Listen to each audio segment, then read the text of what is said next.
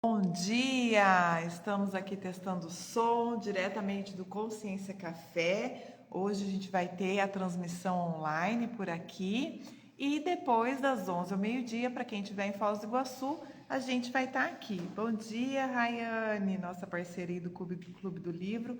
Me fala se tá bom o som, por favor. Dá um joinha assim, ou põe um, ou fala que tá bom, só para a gente finalizar os testes aqui. Espero que estejam todos me ouvindo bem. A minha câmera não está torta, acho que é o quadro que está um pouquinho torto, mas o que interessa é o que a gente vai falar aqui, né? Tá ótimo? Ah, maravilha. Então, iniciamos pontualmente 10 horas. O livro de hoje se chama Flow, Guia Prático, tá? Então, a gente vai até às 11 horas, dando um resumo, uma overview. Claro que tem aí as minhas ideias, aquilo que eu acho que é o mais, tento extrair o que é mais importante dentro de tudo que o livro traz, que obviamente vocês já sabem, em 1 hora não é tempo suficiente para a gente poder estar passando tudo e aprofundando tudo que o livro traz, tá bom? Mas eu acho que dá para dar uma visão geral o suficiente para motivar vocês a lerem este livro, que é maravilhoso. É um livro fino. Bom dia, Fabi, seja bem-vinda. Tem menos de 150 páginas, bem gostosinho de ler, dá para ler em 1 semana, dá para ler em 1 mês. O autor, ele é super didático, parece que ele está conversando com a gente, ele conta os casos, muitas vezes a gente vai lembrando aí de coisas e situações que a gente vivenciou na própria vida, né? Então vamos lá. Este livro, ele parte de uma reflexão ao mesmo tempo simples e profunda. Então ele tem essa dualidade e ele faz isso o tempo todo, porque ele fala das nossas relações pessoais, na família, nas amizades, das relações profissionais principalmente, considerando que a gente passa a maior parte do tempo no trabalho. Então, tem sempre essa dualidade, o que a gente pode extrair de bom e o que a gente tem que aprender com aquilo que não é tão bom assim, tá? E o Mihaly, eu acho que é assim que fala o nome dele, ele diz assim, que a gente não pode aguardar que alguém nos ajude a viver. A gente precisa descobrir como fazer isso por conta própria. Bom dia, meu bem, minha equipe técnica, a gente está aqui no Consciência Café tentando transmitir os slides pela televisão para o pessoal que já está aqui presencialmente, tá?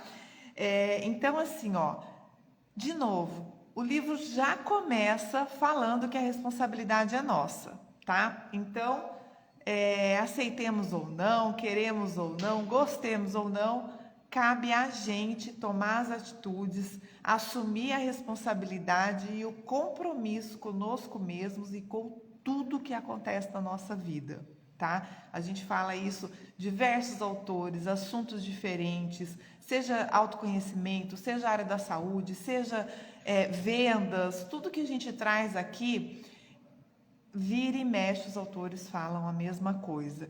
E definitivamente nós precisamos assumir a responsabilidade pela nossa vida, por tudo que acontece na nossa vida, até porque queremos viver o flow. E é sobre isso que a gente vai falar na live de hoje, que o livro aprofunda.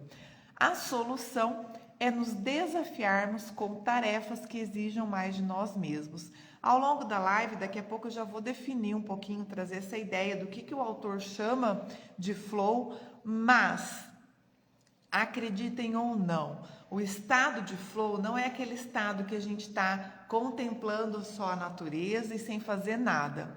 É o estado em que a gente se sente mais desafiado.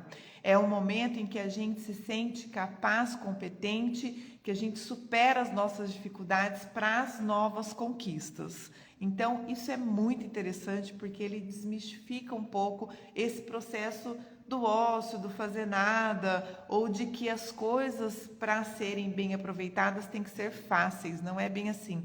A gente não está tão acostumado assim, apesar de eventualmente reclamar das dificuldades, das mazelas da vida, a gente não quer que a vida seja fácil, isso não nos desafia, isso não nos faz enfrentar e não nos promove uma evolução, uma melhoria de quem nós somos e das nossas manifestações, das nossas convivências.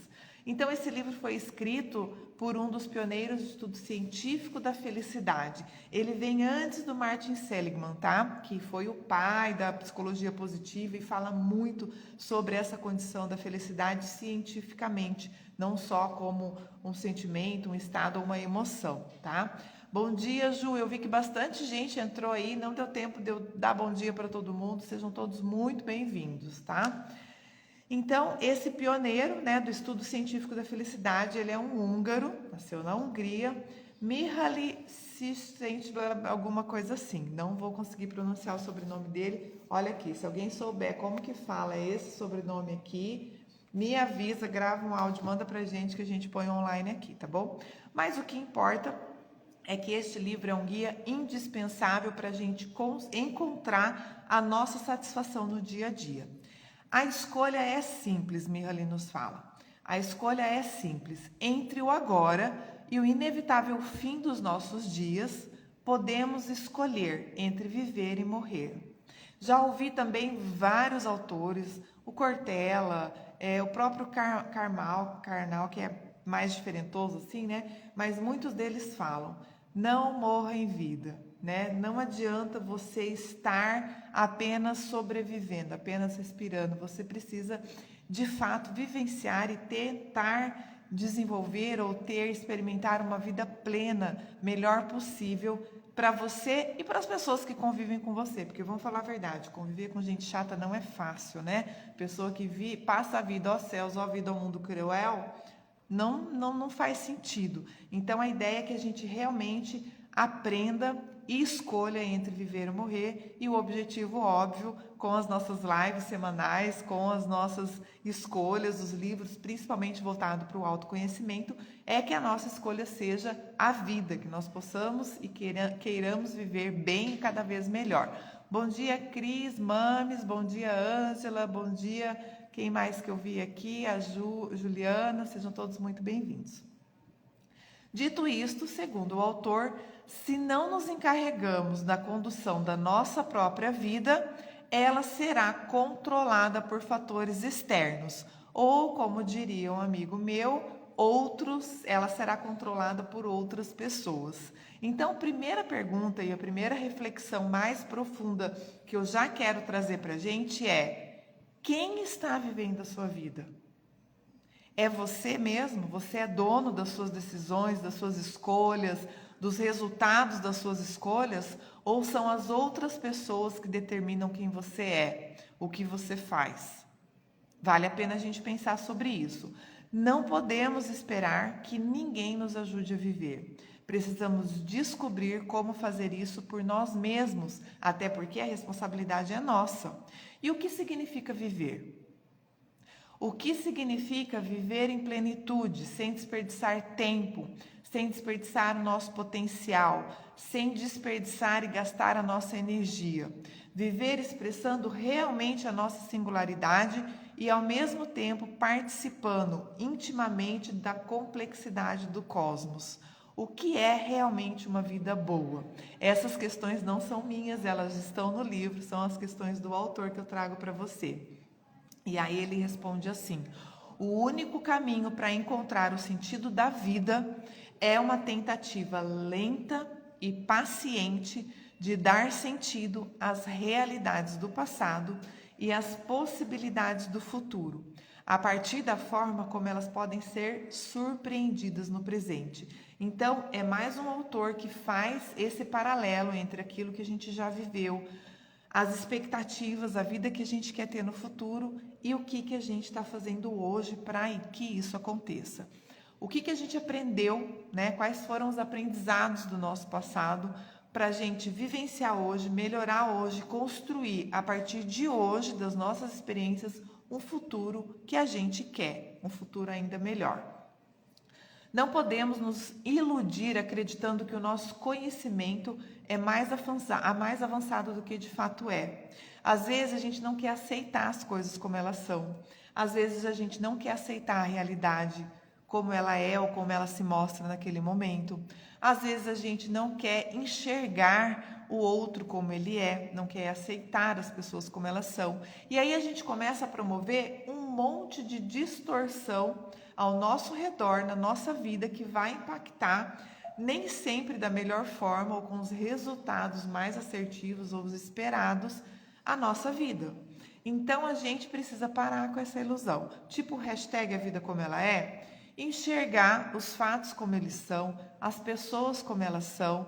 Todos temos os traços positivos, os nossos talentos, aquilo que a gente é bom, e todos temos as nossas mazelas. Não adianta sentar, deitar na cama e ficar chorando, né? Porque a gente tem alguma coisa ou outra de ruim. É assim, o que a gente vai fazer com isso? Como que a gente vai reciclar esse traço, mexer com isso ou minimizar o impacto dessa nossa manifestação não tão boa assim nas nossas relações ou em tudo aquilo que a gente quer construir. Para o bem ou para o mal, neste momento a ciência continua a ser o espelho mais confiável da realidade. E quem ignora este fato faz por sua própria conta e risco. Por que eu trouxe essa frase do Mihaly? Porque ele traz essa condição científica do estudo da felicidade, dos sentimentos, não só a felicidade, ele cita ali os processos da raiva, da gratidão, do perdão, do amor. A gente já viu isso também em outras lives com outros autores, tá? Mas o foco não é o que ele pensa, não é o que ele sente, não é o que ele acha, são estudos científicos, pesquisas, entrevistas, né, análises de tudo que ele experimentou ao longo dos anos. O Mihaly é um autor que ele faleceu em 2021, então antes disso ele teve muito tempo de pesquisa e se dedicou a isso. Foi professor da universidade, deixa eu ver aqui, da Universidade de Chicago, né, Departamento de Psicologia da Universidade de Chicago, durante longo tempo da sua vida, tá? Então, ele reforça isso porque tudo que ele traz aqui referente ao flow e a tudo que envolve esse estado, ele está fundamentado, embasado nos estudos científicos e nas pesquisas que ele, junto inclusive com outros autores, outros estudiosos da própria universidade fizeram. E ele fala assim, que a verdadeira qualidade de vida, o que fazemos e como nos sentimos em relação ao que fazemos, será determinada pelos nossos pensamentos e emoções, pelas interpretações que damos aos processos químicos, biológicos e sociais. Então, sim, existe uma relação não só da nossa emoção ou daquele instinto mais bicho, vamos dizer assim, ou mais biológico que a gente tem em relação àquilo que a gente se manifesta, ou as explosões, vamos dizer assim, sejam elas positivas, de euforia, ou negativas, às vezes no momento de raiva, mas que tem uma congruência, ou que a biologia, junto com os nossos pensamentos, a nossa racionalidade e o nosso meio, a nossa mesologia, elas se complementam e muitas vezes a nossa manifestação é resultado desta interação. Não é só porque a gente está pensando alguma coisa de determinada forma ou porque a emoção veio à tona. Tem esse contexto, essa integração que faz com que a gente se manifeste da forma com que a gente se manifesta. Por que ele fala isso? Não vou aprofundar aqui na live, mas tem alguns momentos que ele faz esse paralelo da forma com que a gente né, biologicamente falando ou racionalmente falando, e a relação com o nosso meio, a forma com que as pessoas nos tratam, o próprio ambiente, a energia do ambiente, ou aquilo que está mais impregnado naquele ambiente, seja positivo ou negativo, mas interfere na nossa manifestação e nas nossas relações, principalmente. Como podemos, então, criar uma vida plena? Uma vida plena. Devemos ter uma boa compreensão das forças que moldam aquilo que somos capazes de experimentar. Precisamos, antes de tudo, compreender essa realidade no nosso dia a dia, com todas as suas demandas e as potenciais frustrações, que são o quê? Essas demandas nem sempre atendidas ou nem sempre atendidas do modo como a gente gostaria, como a gente esperava, né? A gente ou as pessoas que estão convivendo com a gente. Então, a gente precisa também se aprofundar aqui no autoconhecimento, a saber quem a gente é, o que a gente realmente quer e o que a gente tem para entregar. Porque muitas vezes também a gente exige muito da gente, mas aquilo que a gente gostaria ainda não corresponde à nossa capacidade. E aí a gente forma um ciclo de frustração, expectativa não atendida o tempo todo, e isso nos leva muitas vezes até a própria depressão ou outros sentimentos negativos, dentre várias patologias também relacionadas à própria saúde mental, tá? Então a ideia é a gente querer, primeiramente, né, pensar nessa qualidade de vida e em como a gente pode transformar ou viver uma vida cada vez melhor. Enquanto os principais parâmetros da vida são fixos e ninguém pode se evadir, né, do processo biológico, ele dá aqui alguns exemplos: dormir, comer, interagir e exercer pelo menos alguma atividade, a humanidade é dividida em categorias sociais que determinam, em grande medida, o conteúdo específico da experiência. E aí eu vou fazer um parênteses aqui para vocês fixarem essa palavra na cabeça de vocês. Experiência. O flow está relacionado diretamente, profundamente com as nossas experiências, com aquilo que a gente vivencia. Não adianta eu ler um livro por semana, eu ser uma pessoa super estudiosa e não colocar isso em prática. De nada adianta a minha cognição se eu não exercer ou não tentar praticar aquilo que eu aprendi e que eu acho, que eu entendo, que eu compreendo que vai ser benéfico e que eu vou poder melhorar a minha manifestação, as minhas relações, as minhas interações a partir da experiência, ou seja, da prática em função daquilo que eu aprendi da própria teoria, tá? Viver é sinônimo de experimentar, por meio do fazer, do sentir e do pensar. Ó, de novo a integração. A experiência ocorre no tempo de modo que este, em última instância, é o recurso mais escasso que temos.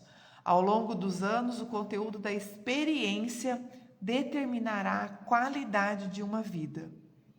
Então, veja bem, é aquilo que você vivenciou, é aquilo que você experimenta todos os dias que vai determinar a qualidade da sua vida. Lembra aquela pergunta lá do começo, entre escolher viver ou morrer? São essas experiências que vão determinar se você está realmente vivo ou se você está apenas sobrevivendo e vendo, ou às vezes nem vendo, só esperando a sua vida passar, tá? Assim, uma das decisões mais essenciais que qualquer um de nós pode tomar é sobre como alocar ou investir o nosso tempo. Existe espaço para as escolhas pessoais e o controle sobre o tempo. Em certa medida, está em nossas mãos este controle. Então, de novo, a opção é nossa, está nas suas mãos. Eu falei aqui em outras lives sobre o poder da escolha, né? Tem até a live lá da Edith Eva Garden, né? Que fala do processo que ela viveu lá no Holocausto, que é a liberdade das escolhas. E realmente é o maior poder que a gente tem atualmente, poder escolher entre uma coisa ou outra. E sim, decisão implica escolher uma coisa em detrimento de outra, pelo menos naquele momento. E esse é um dos maiores poderes que a gente tem, inclusive segundo o nosso autor aqui, o Mihaly, é assim que ele coloca, tá? E se está nas nossas mãos, e se é nosso poder escolher o que a gente quer fazer, como a gente quer viver, como a gente quer, em que a gente quer investir o nosso tempo, de novo, a gente perde o direito de reclamar de nós, dos outros, da nossa vida e de tudo que acontece na nossa vida. Porque se não está bom, não adianta reclamar. Não existe varinha mágica, não tem fada mágica, varinha de condão que vai plim e mudar a nossa vida. A reclamação não resolve os nossos problemas. O que resolve os nossos problemas são as nossas escolhas. A decisão que a gente toma com as nossas ações. Também não adianta só querer, só decidir. A gente precisa agir, tá? E o Mihaly traz aqui uma característica essencial para dar uma pimentada em relação às nossas escolhas, que é o tempo. o que nós investimos o nosso tempo, como nós gastamos o nosso tempo. Você acorda e passa o dia fazendo o quê? Vai trabalhar, volta para casa, vai curtir só com os amigos? Como que é essa curtição? Como que é como são as suas relações? Você não tem tempo para ler um livro por mês? Nós estamos aqui, né? No Consciência Café hoje vai ser o livro por mês. Não dá tempo de ler, mas dá tempo de assistir quantos seriados? Todos os capítulos das novelas, todos os dias? Quanto tempo você perde em frente à televisão? O Mihaly traz um estudo aqui profundo sobre esse processo da televisão, das mídias, né, das redes, que a gente não vai falar agora, porque não vai dar tempo, mas vale a pena, já que estamos falando aí de como investimos o nosso tempo, a gente dá essas pitadas do que ele traz no livro. O que fazemos durante um dia normal pode ser dividido em 3 tipos principais de atividade, que são atividades de produção, manutenção e lazer. O que ele quer dizer com isso, né? A primeira delas, que são as atividades de produção, é o que precisamos fazer para gerar energia a fim de sobreviver e ter conforto. São as necessidades produtivas, basicamente aquelas que nós chamamos de ganhar dinheiro. Tudo que a gente faz para sobreviver, para ganhar dinheiro, para que a gente possa adquirir bens ou serviços para a nossa subsistência, para a nossa sobrevivência. A segunda são as atividades de manutenção para preservar o nosso corpo, a nossa biologia, a nossa manifestação e as nossas posses. Então, alguns exemplos dessas atividades: limpar, cozinhar, dormir, fazer compras, comer, descansar, cuidar da higiene. Então, são atividades de manutenção que ele chama. E a terceira são as atividades de lazer, ou atividades de tempo livre, como ele gosta de falar. É durante esse tempo que nos tornamos verdadeiramente humanos, dedicando tempo ao autodesenvolvimento. Exemplos desses tipos de atividades: os hobbies, aquele traz o consumo das mídias, a televisão, conversa com os amigos, os nossos relacionamentos, a família, prática de esporte, exercícios, ir ao cinema, sair para restaurantes. Então, tudo aquilo que envolve o nosso tempo livre, nosso lazer, as nossas convivências, muitas vezes não obrigatórias, vamos dizer assim, são as escolhas que a gente faz porque a gente quer, né? Porque a gente gosta, porque a gente sente prazer. Essas 3 ocupações principais, produção, manutenção e lazer, absorvem a nossa energia psíquica, proporcionando então informações que passam pela nossa cabeça todos os dias, ou dia após dia, desde o nascimento até o fim da vida. Ou seja, é assim que a gente se manifesta. Nascemos, crescemos, aprendemos, vivemos e morremos. Como? Através dessas 3 atividades ou de uma combinação de 1, 2 delas, e o ideal é que seja das 3, né? Para que a gente possa aí ter experiências e vivenciar o flow, inclusive em cada uma dessas manifestações. A vida cotidiana é definida não só pelo que fazemos, mas também pelas pessoas com quem estamos. Eu diria principalmente pelas pessoas com quem estamos. Nossas ações e os nossos sentimentos são sempre influenciados pelos outros, estejam esses outros conosco, presentes ou não, tá? Então, tudo aquilo que a gente faz tem alguma influência relacionada a alguém, ou algo que alguém nos falou, nos contou, nos orientou, alguma coisa nesse sentido. E aí o Mihaly fala assim, que não importa quão individualista uma cultura seja, são os outros que determinam em grande parte a qualidade de vida de um indivíduo. Mas também é importante aprender a tolerar a solidão. Precisamos aprender a gostar da nossa própria companhia.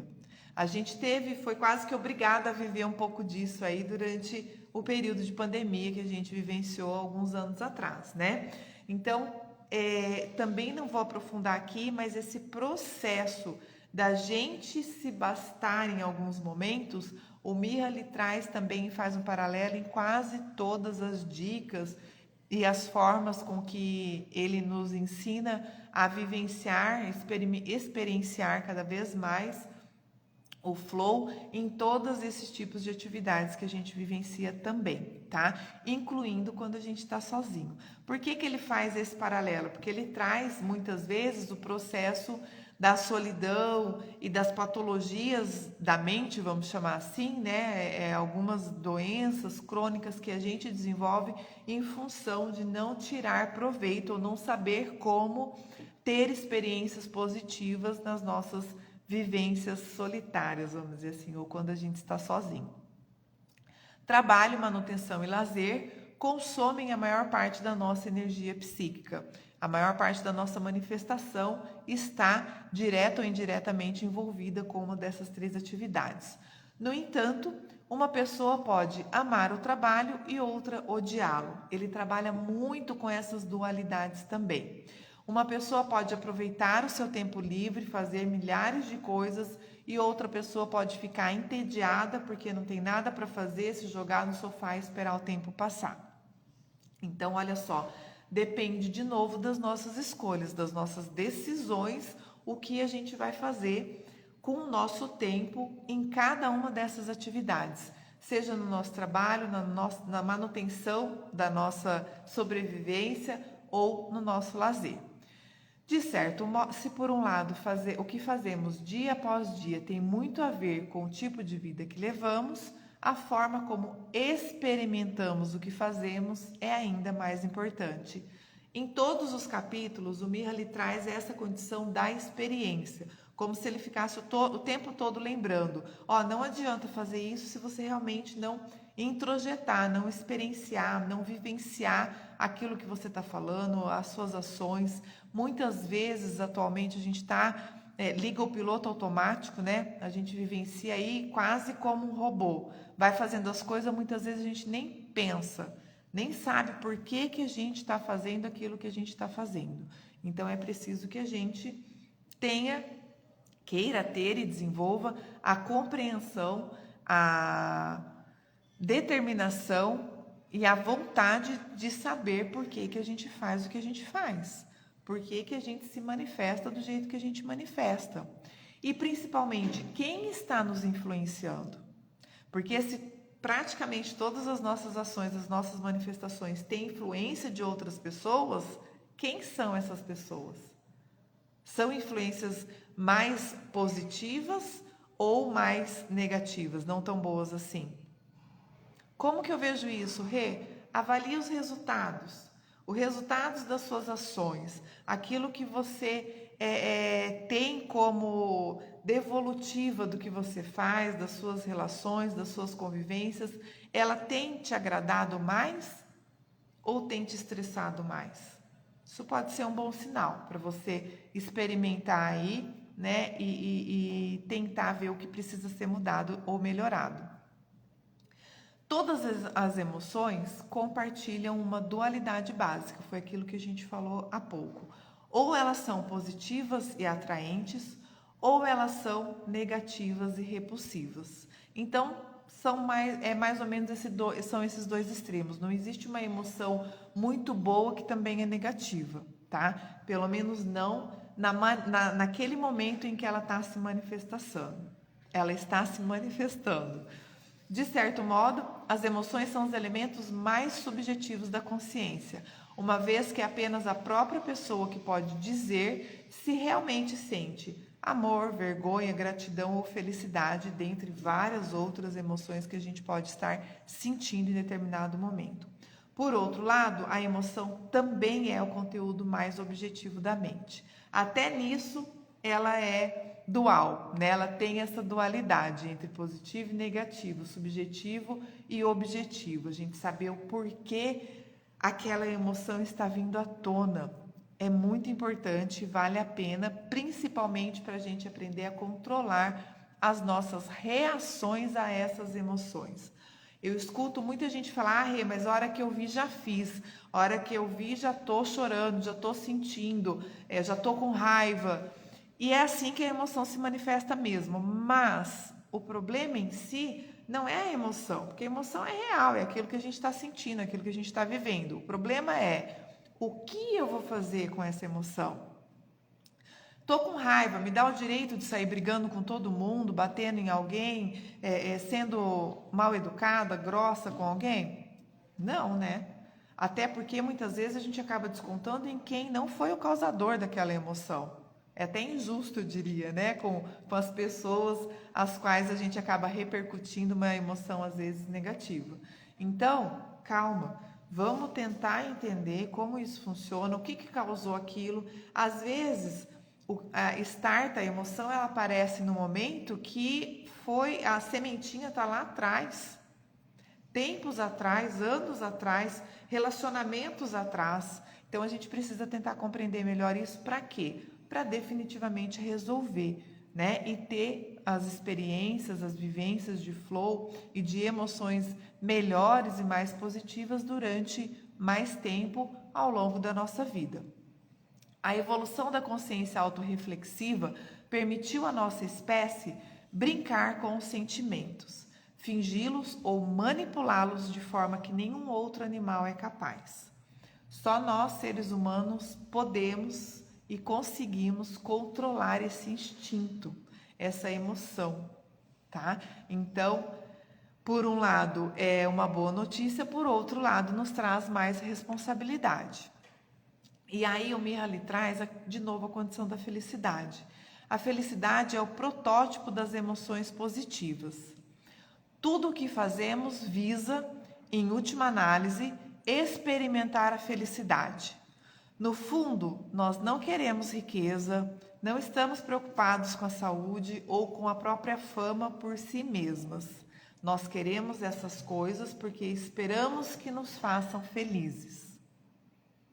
Veja se tem lógica essa frase do Mihaly. Bom dia aí, Marcelo, Everton, tem um monte de gente que entrou, só estou vendo aqui passar o chat aqui, tá? Sejam todos muito bem-vindos, não está dando tempo de parar para agradecer a presença de todos vocês, mas saibam que eu fico muito feliz com a presença de cada um de vocês aqui. É surpreendente que, apesar dos problemas e das tragédias, em todo o mundo as pessoas tendam a se descrever muito mais como felizes do que como infelizes. A humanidade está feliz pelo simples fato de estar vivo, com todas as imperfeições, nossa, dos outros, do mundo e tudo mais. Então a gente tem essa tendência de se sentir mais feliz do que infeliz, tá? Apesar dos momentos de baixa, vamos dizer assim, né? Porque todos nós temos momentos de altos e baixos na nossa vida, mas o simples fato de estar vivo, de termos esperanças, de podermos acreditar ou compreender que aquele momento mais difícil vai passar ou pode ser uma oportunidade da gente aprender alguma coisa e melhorar com aquilo, já nos faz, nos dá essa sensação, essa percepção de felicidade. O nosso grau de dinamismo, força e atenção depende muito daquilo que nós fazemos. De novo, por isso a experiência é tão importante. São sentimentos que podem ser diretamente afetados pelo que escolhemos fazer. E as escolhas em relação ao que fazemos também irão afetar a nossa realidade. Muitas vezes a gente fica triste e a gente culpa o outro por causa das escolhas que nós fazemos.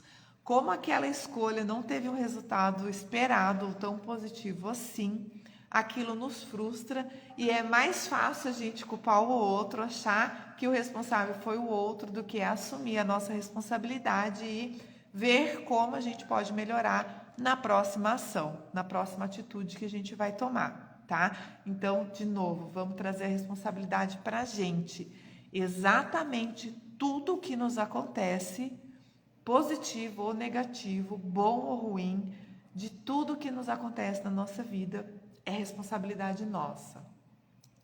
Inclusive aquilo que a gente acha que foi por causa do outro, tá? Ou a forma com que o outro nos trata. Não vou aprofundar aqui, não é isso que Mihaly traz nos livros, eu estou lembrando aí de outros conhecimentos, outros livros, mas a forma como a pessoa te trata seja ela bem ou mal intencionada, é porque você deixa ser tratada desta forma. Então, a responsabilidade, sim, é sua. A qualidade de vida não depende apenas da felicidade, mas também daquilo que fazemos para ser felizes.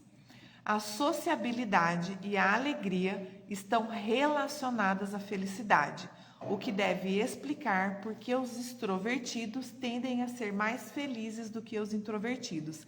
E aí, ele traz aqui um estudo científico lá das pesquisas da universidade sobre esse perfil da pessoa mais introvertida e da pessoa mais extrovertida.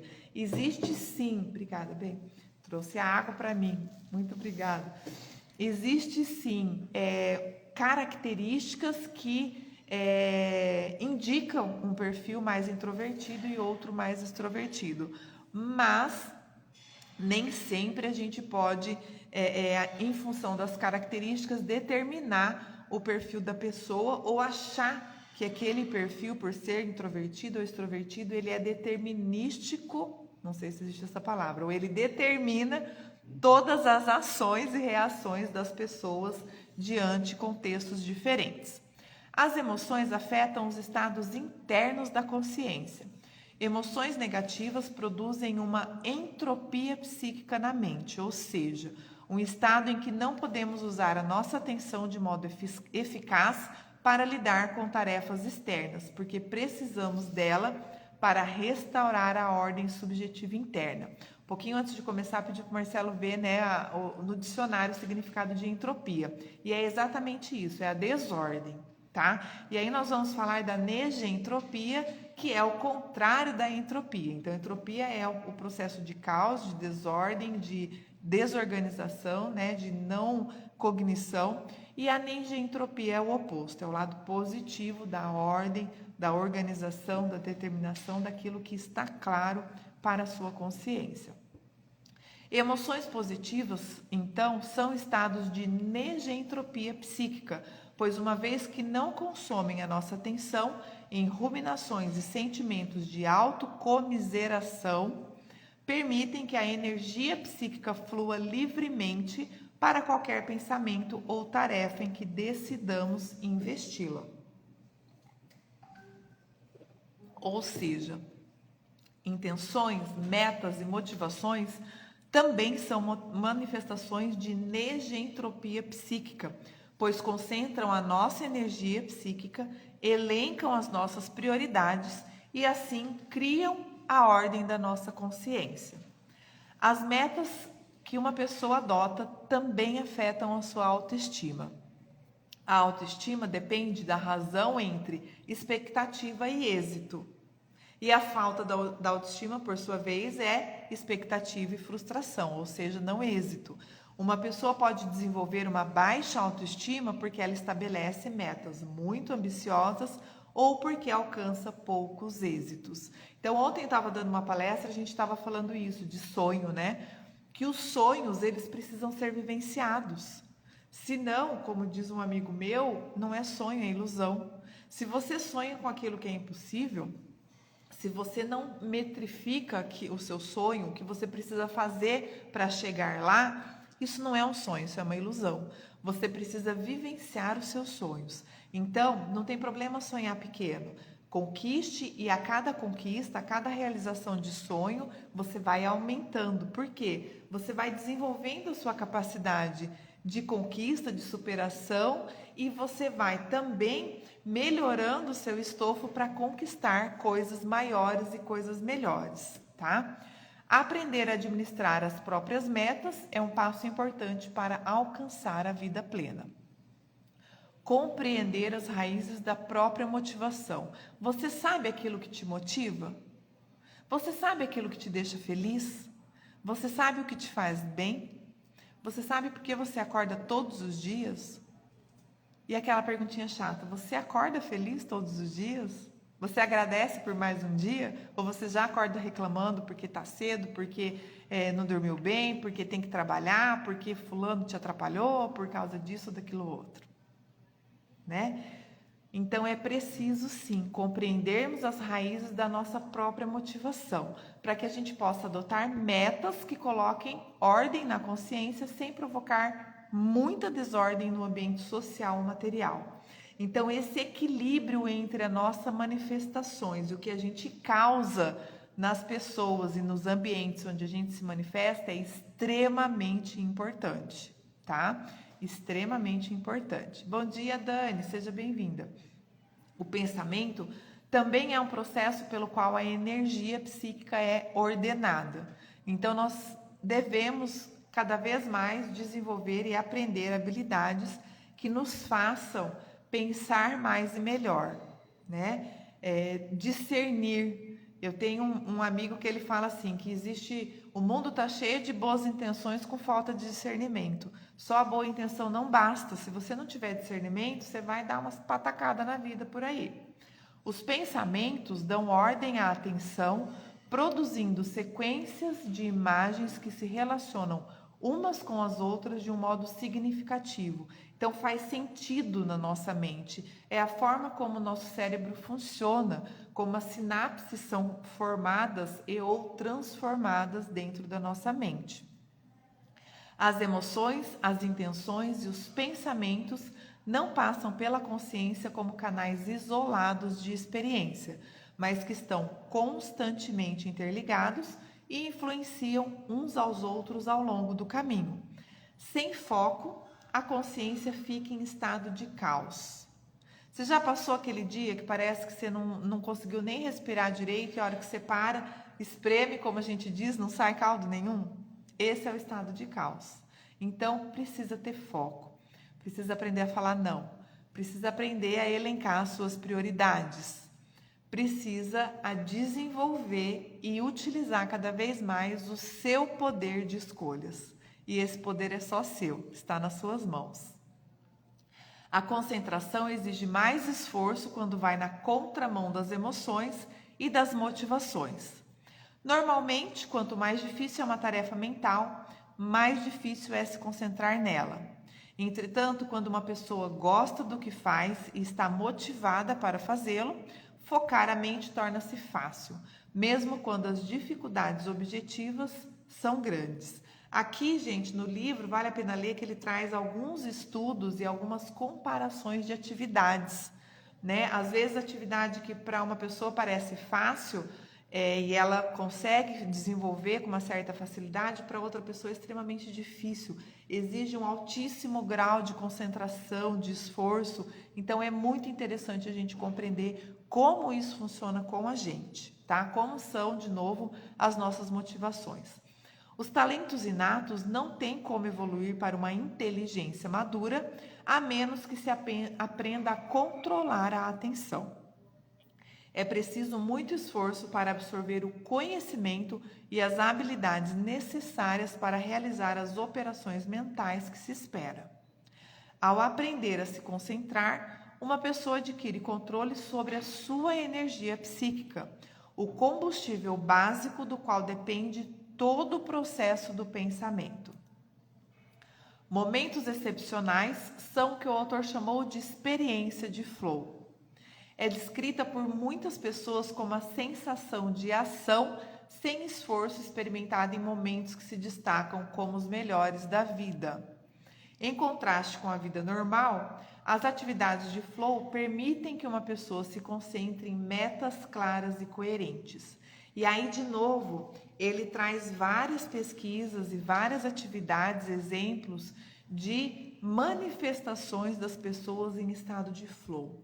E, de novo, esse estado, ele não é o da inércia. Ele não é essa descrição de conquista sem esforços, ao contrário.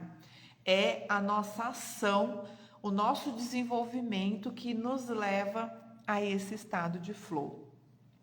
Quando as metas são claras, o feedback é relevante e os desafios e as habilidades estão em equilíbrio, a atenção é ordenada e aplicada integralmente. Devido à demanda total de energia psíquica, uma pessoa em flow está completamente focada. Não há espaço na consciência para pensamentos perturbadores e sentimentos irrelevantes.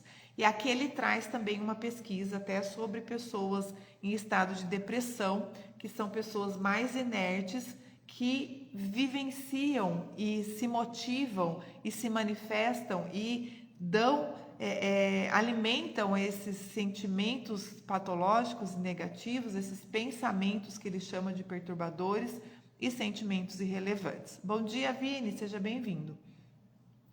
Quando todo ser de uma pessoa está envolvido no pleno funcionamento do corpo e da mente, tudo o que se faz tem valor por si mesmo. Viver se torna a própria justificativa. Por esse motivo, muitas vezes é que tem aquela escala que a gente falou lá atrás, que as pessoas tendem a se sentir mais felizes do que infelizes pelo simples fato de estarem vivas. É o envolvimento total no flow que contribui para uma vida plena. A experiência do flow atua como um imã para o aprendizado, ou seja, para o desenvolvimento de novos graus de desafios e habilidades. Por isso que muitas vezes, quando a gente está fazendo aquilo que a gente já sabe fazer, de olhos fechados ou com o pé nas costas, como diz o ditado, a gente acaba se desmotivando. Aquilo que não nos desafia, não nos incita a desenvolver, a aprender mais, desenvolver novas habilidades, não nos leva a um estado de flow, não nos leva a uma vida plena. É preciso energia para alcançar experiências ideais e muitas vezes ou somos incapazes ou não queremos fazer o esforço inicial. Ou seja, definitivamente ser feliz dá trabalho. E é um trabalho maravilhoso, é algo que a gente deveria querer buscar desenvolver. Então, enfrentar esses desafios, desenvolver novas habilidades, nos tornarmos pessoas melhores ao longo da nossa vida, em função das nossas experiências e dos nossos aprendizados, é o que faz a gente desenvolver e vivenciar uma vida plena. Podemos melhorar nossa qualidade de vida garantindo metas claras, feedbacks imediatos, desenvolvendo habilidades e implementando ações e demais condições essenciais ao flow no nosso dia a dia, na nossa rotina e no nosso cotidiano. A qualidade de vida depende do que fazemos ao longo dos anos que temos à nossa disposição e do que se passa na consciência durante esse tempo, ou seja, como nós compreendemos tudo isso que nós fazemos ao longo dos anos na nossa vida. Se ao longo da vida fizermos apenas coisas deprimentes, é pouco provável que tenhamos uma vida muito feliz. Os efeitos psicológicos das atividades não são lineares. Lembra? Altos e baixos o tempo todo? Todos nós vivenciamos isso na nossa vida. Mas eles dependem da sua relação sistêmica com tudo o que fazemos. Precisamos ter visão de conjunto. Não basta olhar um fato isolado e querer entender o que aconteceu naquele momento. O primeiro passo para melhorar a qualidade de vida consiste em projetar as atividades diárias de modo a extrair delas as experiências mais gratificantes. Mihaly fala que isso parece simples, mas a inércia do hábito e a pressão social são tão fortes que muitas pessoas não têm ideia de quais componentes das suas vidas apreciam e quais contribuem para o seu estresse e a sua depressão. Outro ponto importante que ele nos traz são as relações de amizade. Mihaly fala assim: estar com os amigos proporciona experiências mais positivas. A importância das amizades no grau de bem-estar é inestimável. A qualidade de vida melhora imensamente quando existe pelo menos uma pessoa disposta a ouvir os nossos problemas e a nos dar apoio emocional. Os fortes efeitos de companheirismo na qualidade das experiências sugerem que investir energia psíquica nos relacionamentos é uma boa forma de tornar a vida melhor. Para melhorar a nossa qualidade de vida, precisamos então prestar bastante atenção ao que fazemos a cada dia e perceber como nós nos sentimos durante as diferentes atividades, os diferentes lugares, as diferentes horas em todo o nosso dia e principalmente com as diferentes companhias. Tem pessoas que faz a gente ganhar o dia, nos deixam melhores, passe mais tempo com elas. Busque, sei lá, crie ideias, tenta desenvolver dar uma desculpa para estar mais perto daquela pessoa mais tempo durante a sua vida. Por outro lado, tem pessoas que você é obrigada a conviver, mas não te trazem coisas boas na maior parte do tempo. Arrume desculpas também para se afastar delas sempre que possível. Não há nenhuma lei que nos obrigue a experimentar a vida da mesma forma. O importante é descobrir o que funciona melhor para você.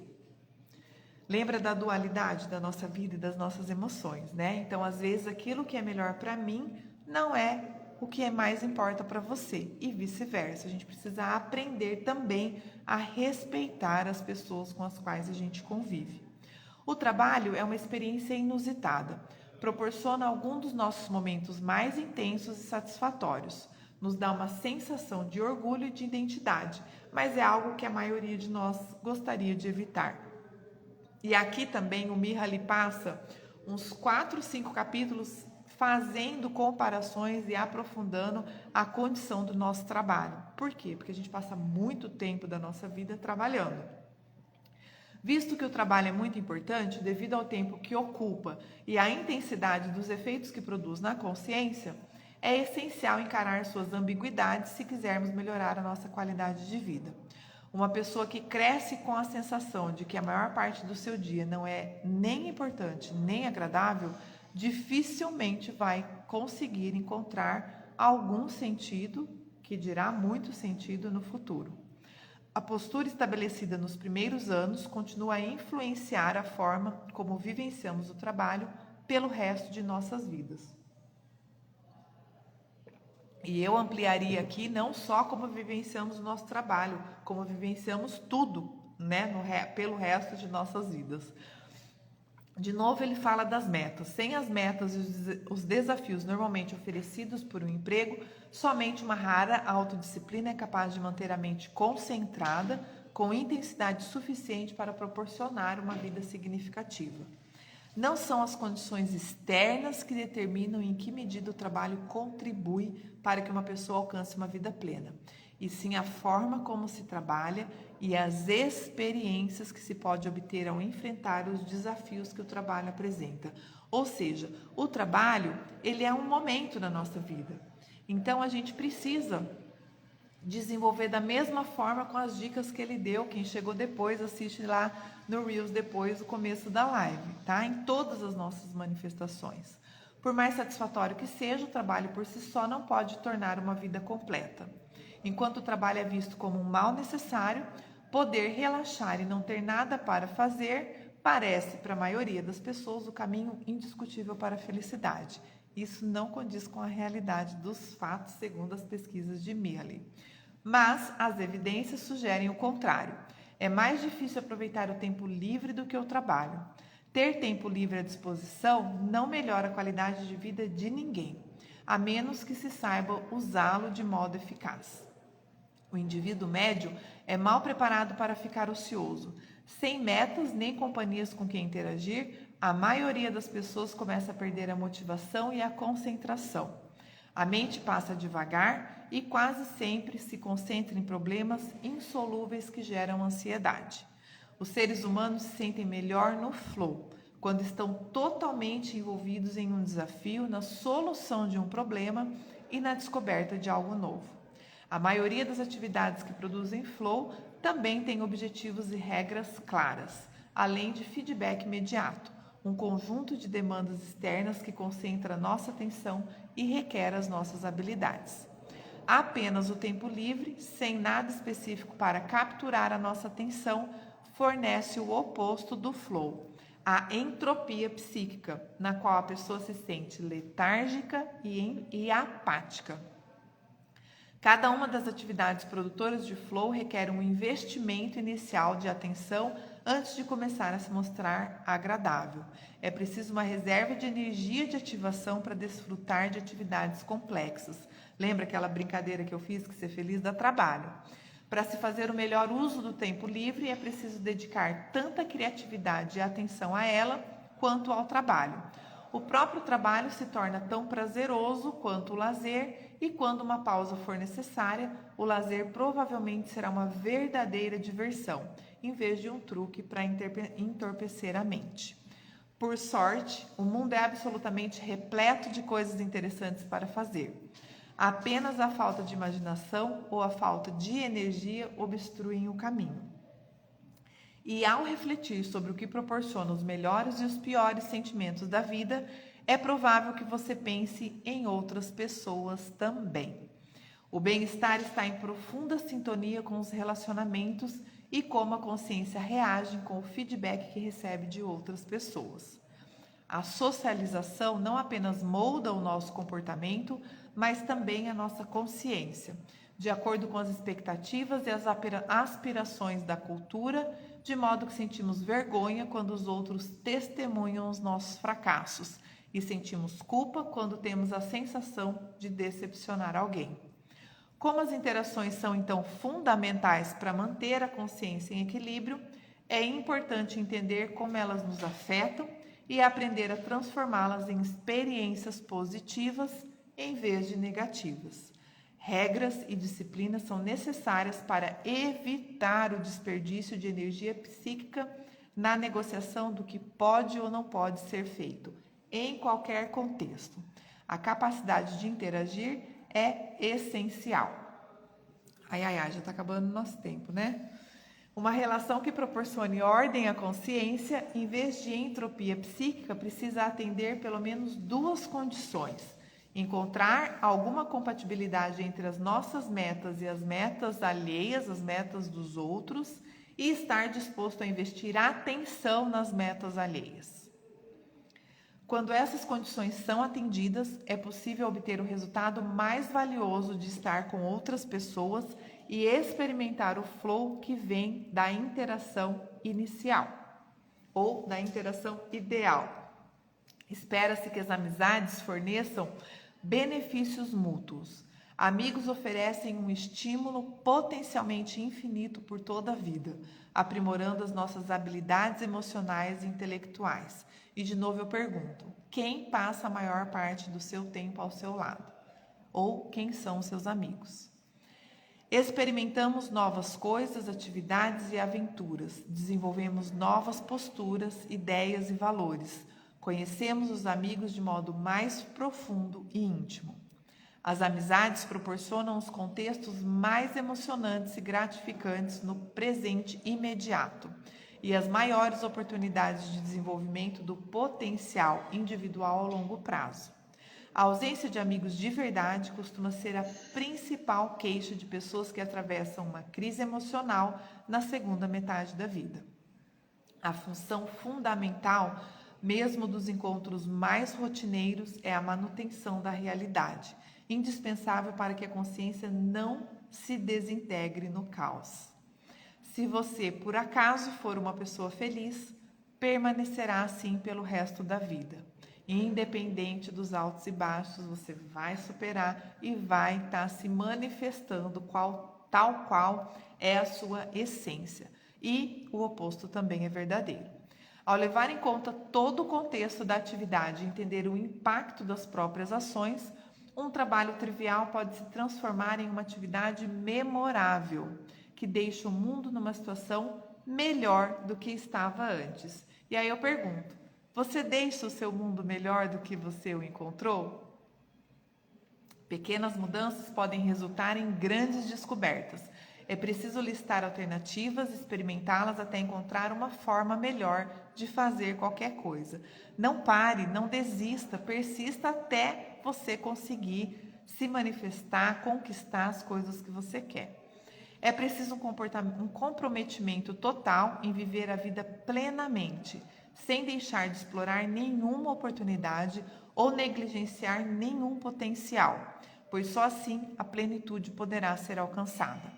A única forma de assumir as rédeas da sua vida é aprendendo a canalizar a energia psíquica de acordo com as nossas próprias vontades.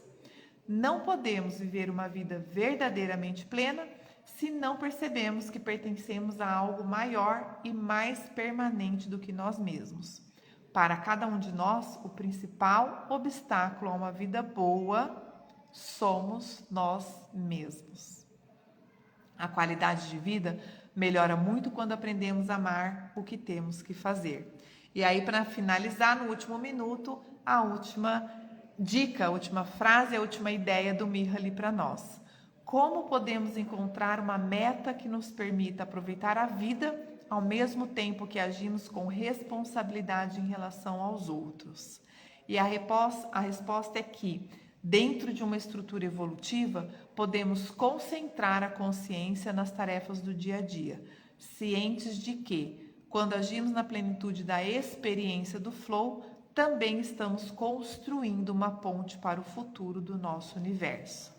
E aí, pontualmente às 11 horas, a gente encerra. Vou mostrar aqui a capa de novo do livro, para quem chegou depois. A live de hoje, Flow Guia Prático, como encontrar o foco ideal no trabalho e na vida. Autor do best-seller com o nome de Flow também. A carinha dele aqui, que fofo, ó, Mihaly, tá bom? Obrigada, gente. Bom fim de domingo a todos, uma excelente, maravilhosa. A gente se encontra domingo que vem, nesse mesmo horário, aqui no Instagram. E agora a gente finaliza aqui e continuaremos no Consciência Café. Para quem é de Foz do Iguaçu, está aqui presencialmente até meio-dia. A Alice falou que vai retomar a gravação. Isso mesmo, quem chegou depois, assiste desde o começo. Não tem problema, espero vocês domingo que vem. Obrigada a todos, um beijo grande e até semana que vem.